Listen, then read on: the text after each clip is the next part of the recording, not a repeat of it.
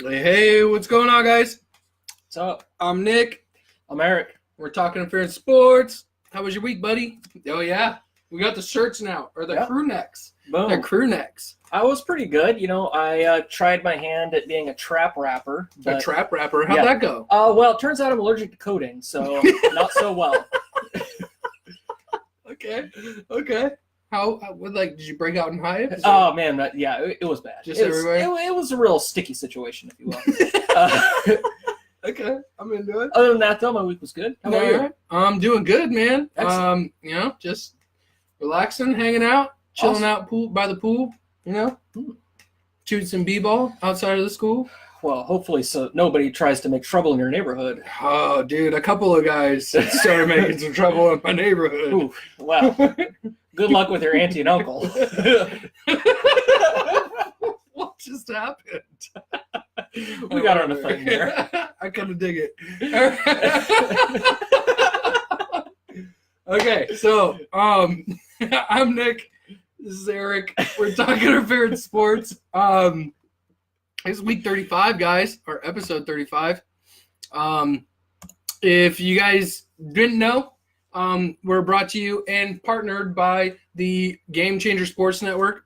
They have a Facebook. If you're not watching on this one and you're watching up there or on Twitch, go to Game Changer Sports Network, the Game Changer Sports Network on Facebook. Like and share it. Love it. Like it. Gotta have it. All of this stuff. We're at Cold Stone. Having flashbacks to Cold Stone, huh? Shout out Cold Stone. I'm looking for a sponsor. So if you guys didn't know, we have Facebook, we have Instagram, we have Twitter, as well as Game Changer Sports Network. So go check out all of those things. Put your finger in it. I like it. Narek. Yeah. We are Narek. We are the Narek. Does that work? The Narek?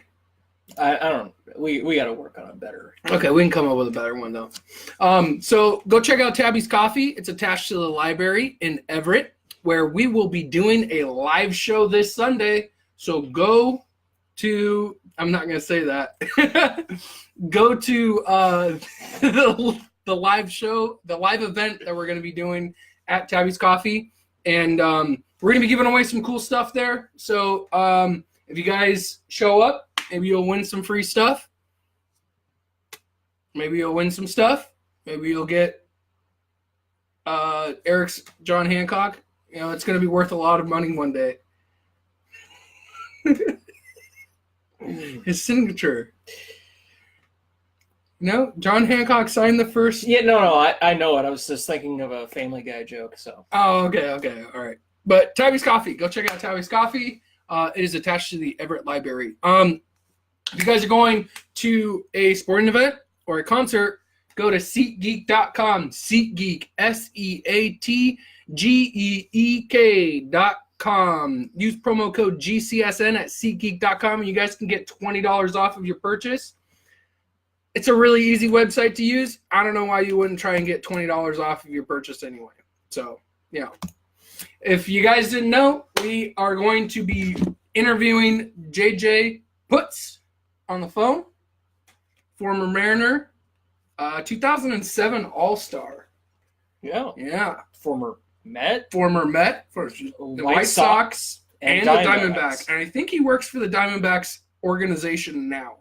But I'm not 100% positive, but I'm going to go ahead and give him a call, and we'll go ahead and get this thing rolling. In the coffee. I can't get Jarek's. Oh, okay, damn, Jeff. No, haha. Soul Patch All Star. Yeah, dude. He is a Soul Patch All Star. All right, I'm calling JJ. Let's get it going.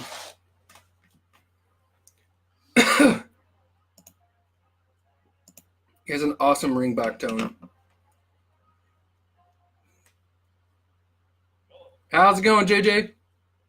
I'm doing fantastic. All right, so I got everything all set up. Are you ready to go?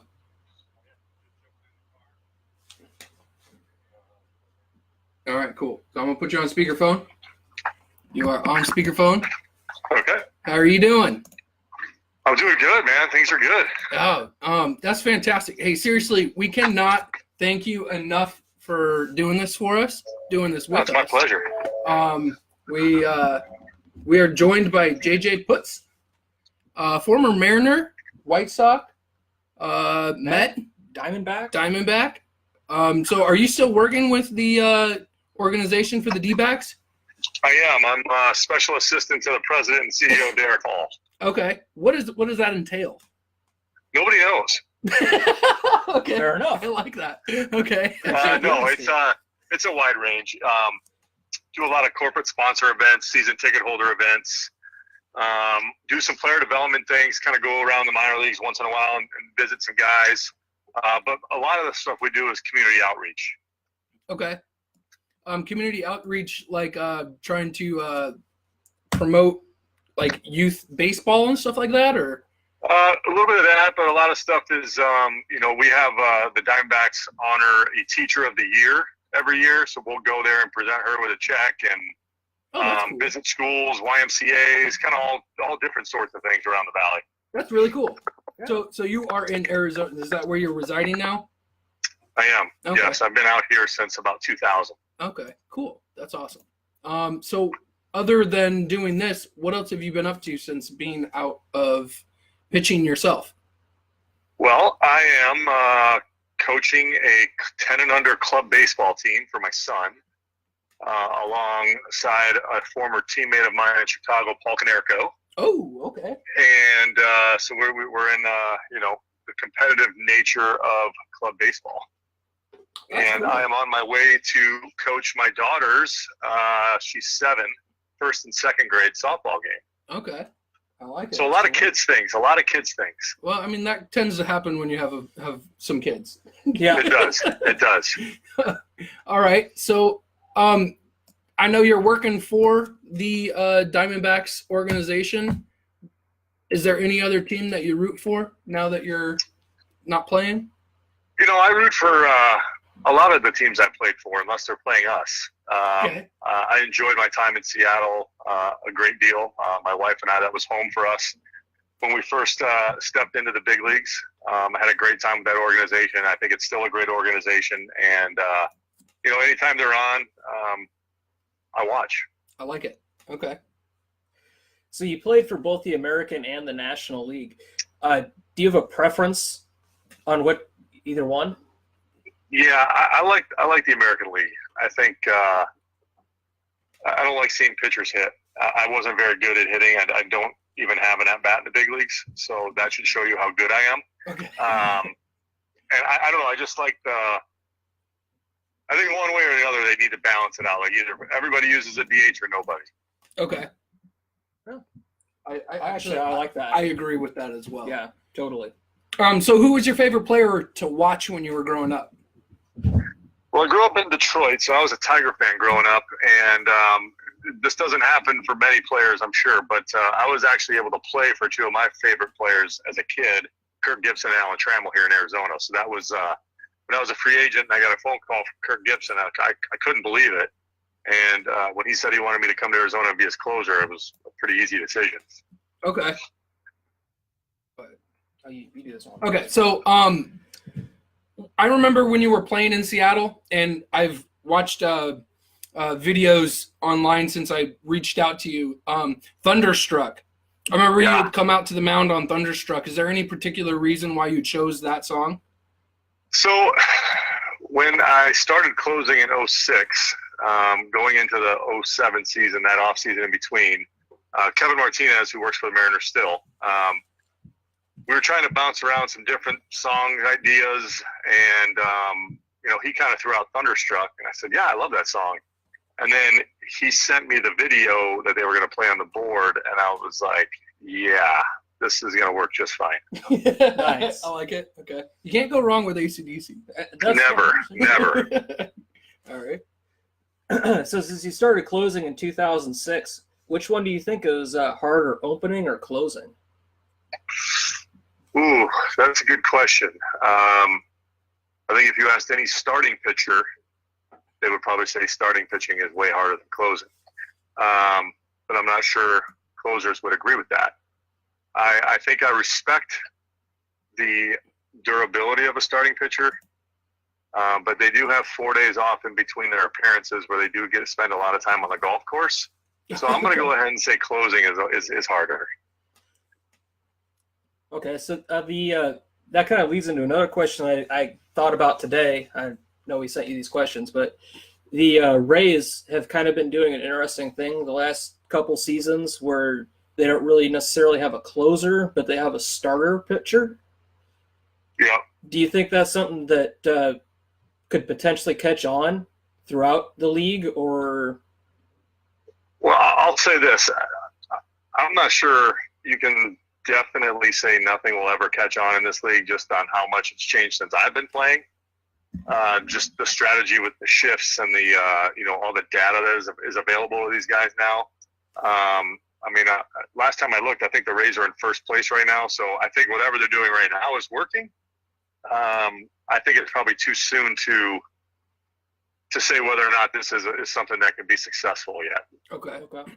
If you guys didn't know, we are joined by JJ Putz. JJ, while you were playing with the Seattle Mariners, what did you do in Seattle during your free time? Well, I'll tell you one thing, playing in Seattle, you don't have a ton of free time because a lot of our off days are spent traveling because it's, such a far plane flight usually to the East Coast or even to the middle of the country. But I lived up in Issaquah, and, in our off time, it was just kind of, I had 2 young girls at the time when I was playing in Seattle. So anytime you're home, you kind of like to be home. You don't really do a whole lot. Okay. Maybe just go downtown, do some shopping, and then, obviously eating at some of the best restaurants. Okay. Did you have a favorite that you used to like to go to? Man, I had a lot of places I like to go to. Of course, right now you put me on the spot, and I can't think of any of the names of them right now. But there was definitely a place in Bellevue that I loved. It was like a seafood restaurant. The seafood out here is great. Yeah, I think the Metropolitan Grill downtown. Mm-hmm. Okay. Place I like to go to, not to eat, but to maybe like happy hour on an off day was Pesos. I don't even know if that place is still around, but that was one of my favorite places. The name. Okay, so did you have any pregame rituals? I wouldn't say I had any rituals. I would say I was more routine oriented. I just had like a routine in the bullpen of like, after the 3rd inning, I was slowly preparing and warming up the body to get ready to come in and pitch. But as far as like, I had to eat this certain thing on these certain days, I never had anything like that. Okay. In your opinion, what's the hardest part about pitching? Probably the durability, staying healthy. It's such a unnatural motion that we do as pitchers. So I would say just staying healthy is probably one of the hardest things to do. Okay. Sorry. One of our things, we're having a little technical difficulty here. I read that Eddie Guardado helped you progress your pitching repertoire. Can you tell us a little bit about that? Yeah, I would say that Eddie Guardado probably changed my life forever. It was the 2006 season, and we were playing catch like we always did in spring training. And the year before, I was kind of messing with a split finger. He showed me a grip. I threw a couple to him. They were tremendous. I was pitching that day in spring, went out, threw it. It was great. And, I went from being, maybe a setup guy for the next 3 years through arbitration to a closer, which obviously money-wise is a big difference. And I owe a lot of that and a lot of my success to Eddie, for sure. Okay. So that 2007 season that you had following working with him was stellar for you. Did you end up breaking Eddie's Mariners consecutive save record? What was that like, passing Eddie's consecutive save record after he helped you out so much? Yeah, it's an interesting question. It was it's something that you don't even really know is going on as it's going on, and then afterwards, this just shows the kind of guy that Eddie Guardado is. Like, he was the first guy I got a phone call from, or the first congratulations I got was from him. That's cool. And records are there to be broken. I had mine broken in Arizona for consecutive saves by Brad Ziegler, who's a good friend of mine, and called him up right away to wish him congrats. I mean, it is what it is. You got to respect and appreciate when guys are on streaks like that. I like that. So going back to learning this new pitch, you had a solid fastball and slider when you got drafted by the Mariners. How hard was it to learn a new pitch? So it is hard, but I think for some reason that the grip that Eddie showed me with the split finger, it was just such a natural feel coming out of my hand that it wasn't. Oh, are you still there? Yeah, you there? Yep, we still got you.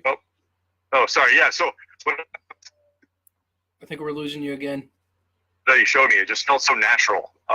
There wasn't a whole lot of thought that went through it. He just said, hey, hold it like this and just think about throwing a fastball, and I did, and it did what it did. Guys are always tinkering with their pitches. Guys that throw like fastball, curveball, slider. As good as those pitches are for guys, they're always tweaking and trying to get a better feel and trying to make every pitch they have better. So it definitely is difficult at times when you're trying to learn a new pitch. But for whatever reason, that split finger grip just seemed to just work very well for me right away. I like that. Yeah. That doesn't really happen very often, does it? Some guys, a lot of guys are now starting to throw these cut fastballs, and for some of these guys, they just get a natural cut on their ball.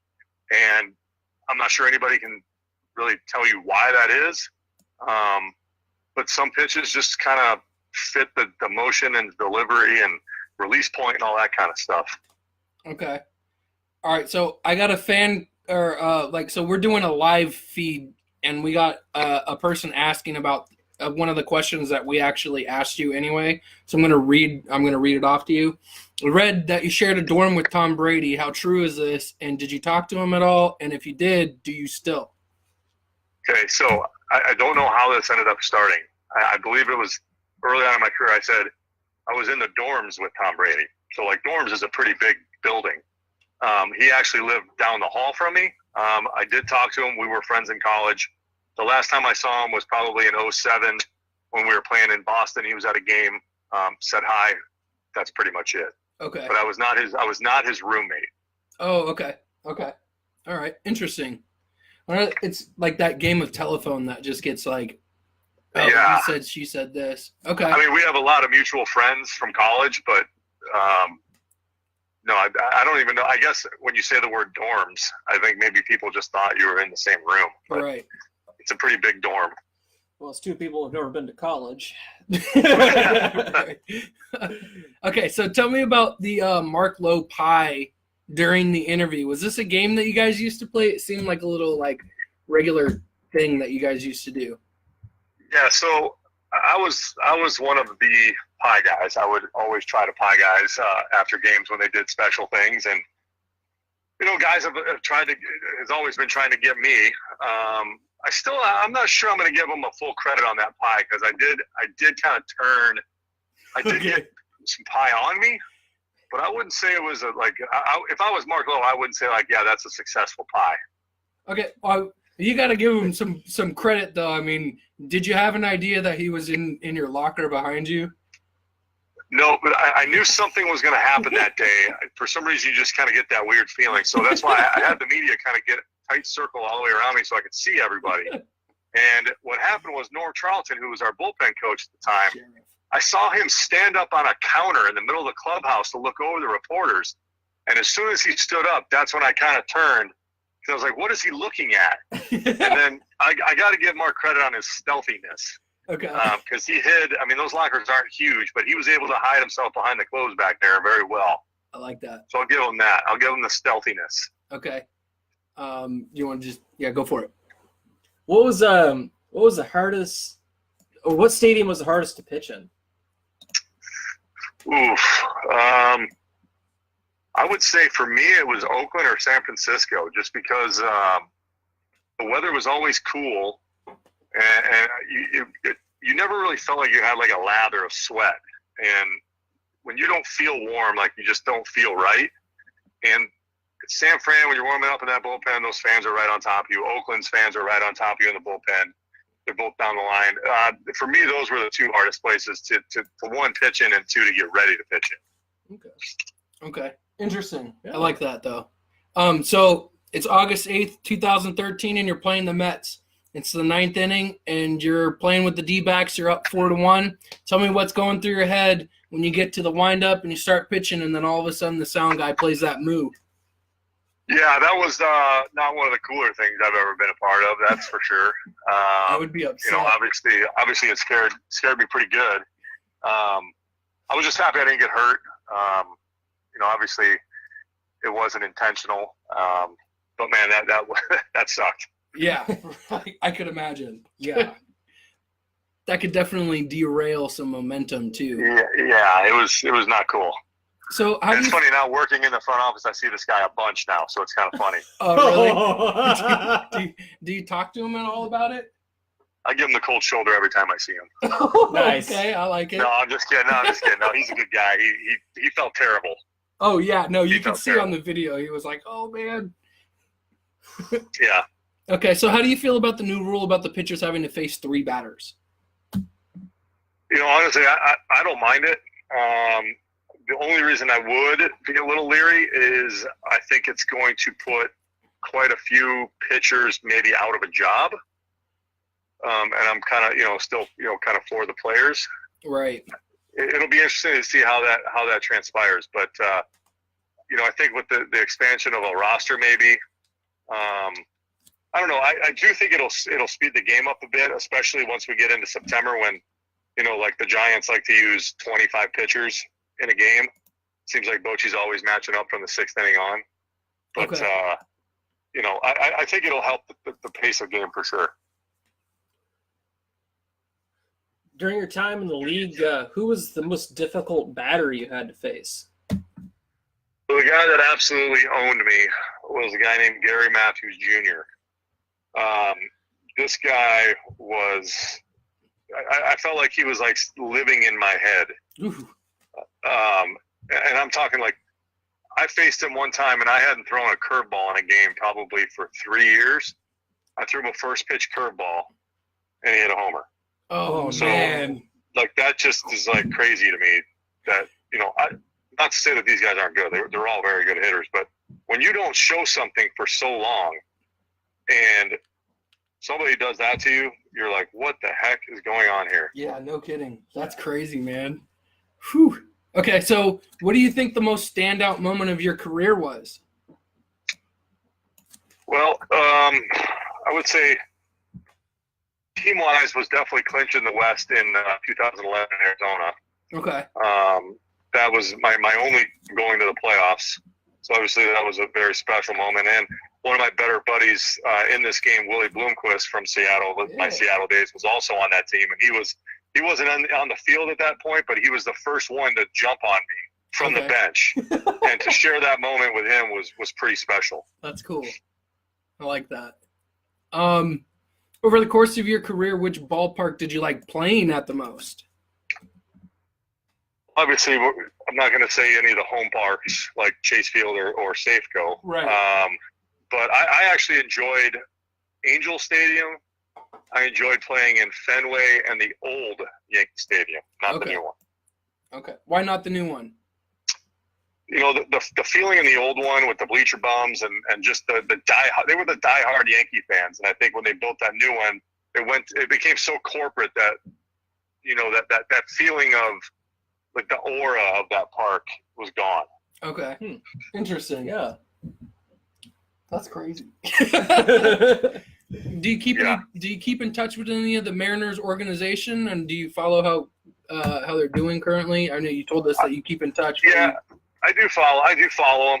I still talk with a guy named Kevin Martinez, Rob Nodine, who's one of the trainers there. It's crazy to think, like, I think the only guy still playing there when I was there was Felix. Yeah. But as far as like the front office, not really. The organization, not much. It's kind of tough being a part of an organization still to kind of still communicate with another one. I know you said you're tight on time. We got about 6 questions left. You got enough time? Yep, we're good. Okay, perfect. How long did it take you to be confident about throwing that splitter in a pro game? Let's see. We played catch on that day, let's say probably about 9:30, and I pitched in that game probably around I don't know, maybe 2 o'clock in the afternoon. So that's about how long it took. Okay. I like that. That's cool, dude. Yeah, I'm telling you, it doesn't happen all the time. But that thing just felt so good coming out of my hand. It was meant to be. Oh, I like that. Yeah. All right. So you already said that Gordado helped shape you quite a bit. Is there somebody else that helped shape you a little bit more? Maybe a little Say that less? again? Is there somebody that helped shape you a little bit more, maybe a little bit less? I mean, there's a lot of people that help you out, throughout your career. Like I've already talked about how Eddie did, but there was my AA pitching coach in San Antonio, a guy named Steve Peck, who's now with Boston as a scout. I see him from time to time when he comes through scouting. But, my first year in AA, I was not having the greatest year. Wasn't terrible, but it wasn't, great. And at the All-Star break, he challenged me, and not just as a pitcher, but as a man. And, that was another one of those turning points in your career that when you look back on it, you're like, you know what, thank God for Steve Peck, because he challenged me, and then it made me a better person and a better player. We've had some football guys on the show, and they say pretty much the same thing you just said. So yeah, I like that. That's cool. Yeah. Go ahead. How did it feel to set a franchise record for saves with the Mets, or with the White Sox after having less than a great year with the Mets? Yeah, so it wasn't a save record. I believe it was a consecutive scoreless inning streak I set. Okay. Oh, okay. It was good. I mean, I was coming off an injury. I didn't really know what to think. That year, you always hear a lot of people talk about Ozzie Guillen as a manager, and I will always have the utmost respect for him, because coming off surgery, he told me in the first month of the season I wasn't going to throw back-to-back games, and I may have towards the very end of April, but he was very cautious with me as he was bringing me, through that first month of the season. And for a guy on a one-year deal, it's very easy for any manager or any organization to just kind of, we're going to get what we need to get out of this guy no matter what. And he was very, it was just very thoughtful and very kind of him to take me as slow as he did early on in the season. That's really good. You got to respect that. For sure. Yeah, for sure. Definitely. In 2007, you became the first Mariner to ever win the Rolaids Relief Man of the Year award. Can you tell us what that meant to you? I mean, that's as an individual award, I would change that in for a World Series trophy any day. But it was a very special moment. I mean, when you think about some of the guys that you're competing against, Mariano Rivera, and the greatest of all time, and to just have a year like that was something that you never forget. And it's just funny how things work out. We're playing Texas on opening day when I get that award, and who's in the other dugout? Eddie Guardado for Texas. So I got to see him, and he congratulated me on the year again. It's just crazy how this game works. Like a guy that you owe a lot to just so happens to be there when you get that award was pretty awesome. Man, that's lucky, really man. Cool. You're pretty lucky to have that opportunity. Yeah, no doubt. Is there any player that you wish that you would have played with or never got an opportunity to? Gosh, there's a lot. I mean, guys that I've always respected, a guy like Michael Young. I enjoyed watching him play. He seemed to always be doing the right thing. I would have loved to play with Jeter. I got to play with him in the World Baseball Classic, but that's such a short, period of time. That would have been great. I would have loved to play along Mariano Rivera. I would have loved to play with him. Yeah. There's so many great that it's hard to just kind of pick a random guy out that there's just so many great ones. Okay. I like that answer. Is there any particular advice that you would give to any young players out there? Any advice I would give to a young player? Yeah. Is that what you said? Yes. I would tell them play as many positions as you can. I would say enjoy, have fun as much as you can, and just keep doing your thing, and don't let anybody tell you can't do something. I like that. That's awesome. All right, this is our last question for you. Okay. we talk about all kinds of different sports here on Talk Interference Sports. Do you follow any other sports other than baseball? And if you do, who do you root for? So I follow college football big time. I went to Michigan, so I'm obviously a Michigan fan. I love hockey. Yeah. I'm a Red Wings fan, but I'm also a Vegas Knights fan. Oh, last night's that game was nuts me. last night. Killed me. One of the worst calls I think ever in sports. Oh. Okay. But yeah, those are probably the NFL. I love the NFL, and I'm a Patriots fan just because of Brady. Okay. Cardinals fan. I root for all the local teams down here in Arizona. I'm trying to raise my kids to not be, rooting for teams that I did as a kid. I want them to be Arizona fans. That's where they live. That's where they're growing up. So I want them to be fans of the hometown teams. I like that. I respect that. That's awesome. Is there anything you'd like to plug before we let you go? Say that again? Is there anything that you would like to plug before we let you go? Oh, to plug? No, just you guys. It's a great Awesome. interview. Cool. Hey, Thank you. JJ, we loved doing this with you. If you would like to do it again sometime, we would definitely like to have you. I would absolutely do it again, and I think we should get Willie Bloomquist on here with me. Yo, man, if you can pull that ham and off, egg this we thing would love together. it. I've reached Yeah, out to we'll him a pull that couple off for times, sure. but got nothing back. So, Yeah, we'll pull that off for sure. dude, JJ, that's awesome. That's Thank awesome. you Thank so much for your time, and I hope you have a good time coaching some softball. All right, man. Have a good one, guys. Take Thanks. care. Have a good night. Bye. Boom, JJ Putz. JJ Putz. Yo, that guy was solid. Oh, That guy yeah. was solid. I like that. Yo, Man. so I'm going to